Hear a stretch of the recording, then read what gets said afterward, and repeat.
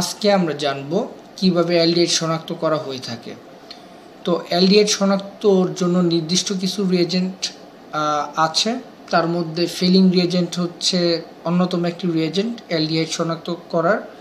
সাধারণত কার্বনিল যৌগ দুই ধরনের হয়ে থাকে, একটি হলো অ্যালডিহাইড, একটি কিটোন। তো এই ফেলিং দ্রবণ বা ফেলিং রিয়েজেন্ট শুধুমাত্র অ্যালডিহাইডের সাথে বিক্রিয়া করে এবং লাল অর্ধক্ষেপ সৃষ্টি করে। তো এই জন্যেই অ্যালডিহাইড শনাক্ত করাতে ফেলিং রিয়েজেন্ট ইউজ করা হয়। কিটোনের সাথে ফেলিং রিয়েজেন্ট কোনো বিক্রিয়া করে না, কোনো ধরনের অর্ধক্ষেপ সৃষ্টি হয় না। তো অ্যালডিহাইড শনাক্ত করার ক্ষেত্রে ফেলিং রিয়েজেন্ট আমরা ইউজ করলে আমরা দেখব লালচে মানে লাল কালারের একটি পড়বে, অর্ধক্ষেপ পড়বে কিসের? কিউপাস অক্সাইডের। তো আমাদের প্রথমে জানতে হবে কিউপাস অক্সাইড তো উৎপন্ন হলো, লাল অর্ধক্ষেপ পড়লো, কিন্তু আমাদের জানতে হবে ফেলিং রিয়েজেন্টটা কি। ফেলিং রিয়েজেন্ট হচ্ছে কপার হাইড্রোক্সাইড। কপার হাইড্রোক্সাইডকে বলা হচ্ছে এখানে ফেলিং রিয়েজেন্ট।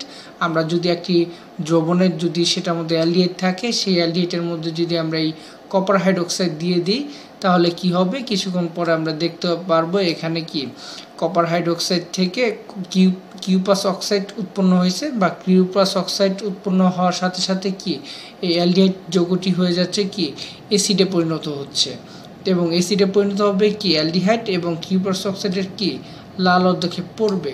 তো এই যে লাল অর্ধক্ষেপ পড়ে, এই লাল অর্ধক্ষেপটাকেই পড়লেই তখন আমরা বুঝতে পারি এখানে বিদ্যমান, এই যৌগের মধ্যে অ্যালডিহাইড বিদ্যমান থাকে। তো এইভাবেই হয়, অ্যালডিহাইড শনাক্ত করা হয় ফেলিংস রিয়েজেন্টের মাধ্যমে।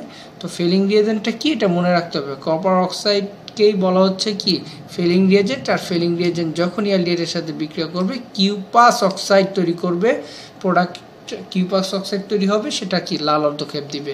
এটা শুধু অ্যালডিহাইড দেয়, ফেলিং দ্রবণের বিক্রিয়া কিটোন দিয়ে থাকে না। তো আজকের লেকচার এই পর্যন্তই। আল্লাহ হাফিজ।